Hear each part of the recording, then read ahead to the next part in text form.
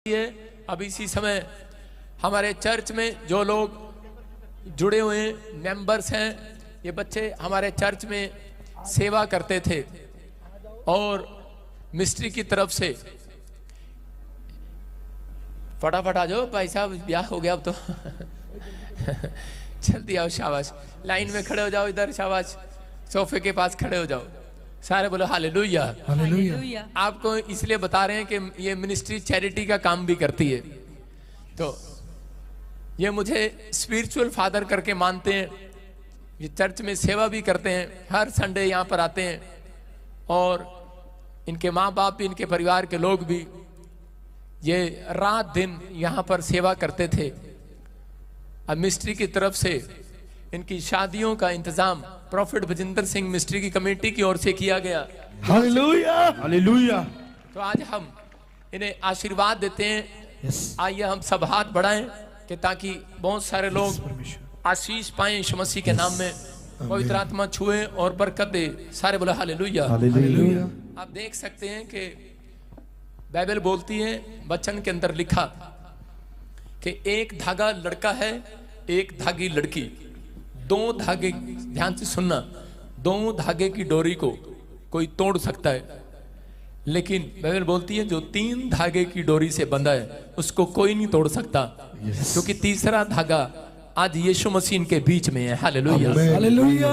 इसलिए हम ये मसीह शादी गुड्डा गुड्डी का खेल नहीं है कि जब मन चाहा कर लिया और जब मन चाहा छोड़ दिया।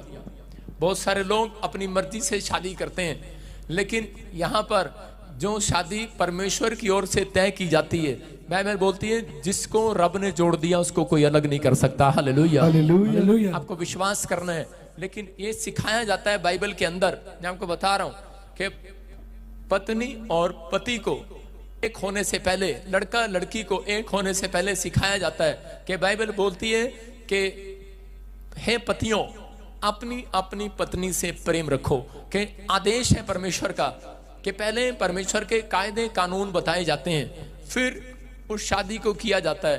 कि इनको बताया गया शादी के अंदर कि पति को अपनी पत्नी से प्रेम रखना है, चाहे वो कितना भी दुख दे, कितना भी गुस्सा करे, सुन रहे कि नहीं दाढ़ी वाले, कितना भी तुझे डांटे, कितना भी तेरे साथ उलट सुलट बोले लेकिन तेरे को सिर्फ प्रेम रखना है। समझ रहे हैं कि नहीं? ये क्यों बताया जाता है प्रेम के बारे में? क्योंकि राजा महाराजा लोग भी सैनिकों को 1 साल के लिए छुट्टी दे दिया करते थे, क्योंकि लड़की को नहीं पता, शुरू में जब वो जाती है घर के अंदर तो उसको नहीं पता होता कि ये क्या खाता है। आपको क्या पसंद है, खिचड़ी के छोले? खिचड़ी खिचड़ी खिचड़ी खिलाना इसको।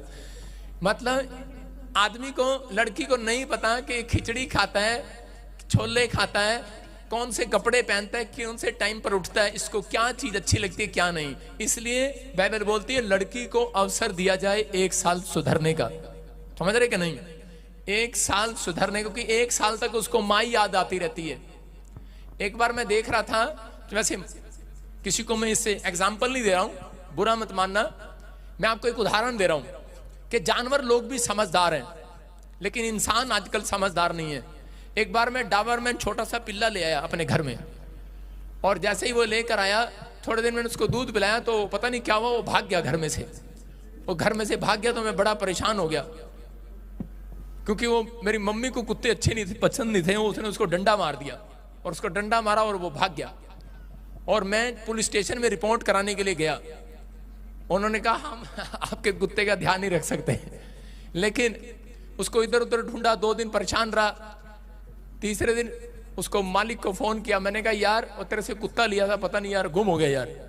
कहता चिंता ना करो, वो कह रहा कि वो सीधा हमारे घर पर आ गया भागकर। मैंने कहा यार तेरे घर कैसे आ गया? कह रहा उसको पता है, कह रहा है कि इसका बाप तो मैं ही हूँ कह रहा है इसको पालने वाला तो मैं ही हूँ, इसको समझाने वाला तो मैं ही हूँ। इसका मतलब क्या है? तो मैंने उस समय समझा कि एक जानवर भी समझता है, अगर उसको जानवर को प्रेम ना करो तो वो सीधा कहाँ जाएगा जहां से आप लेकर आए थे। लेकिन आजकल बहुत सारे लोग रिश्ता होता है और तोड़ देते हैं, नहीं समझते। इसलिए कह रहे हैं कि एक बेटी भी एक जो है वो एक नाजुक एक धागे की तरह है, उसको भी कह रहा है कि प्रेम करना है। जब वो दूसरे घर में जाती है तो ससुराल वालों को फर्ज बनता है कि वो उसको 1 साल अवसर दें। इसको आलू के परोठे बनाने आते हैं? नहीं आते। सीधा बोले कि झाड़ू लगा, तो ऐसा ही जवाब मिलेगा, तू लगा ना झाड़ू, मैंने तो कभी नहीं लगाया।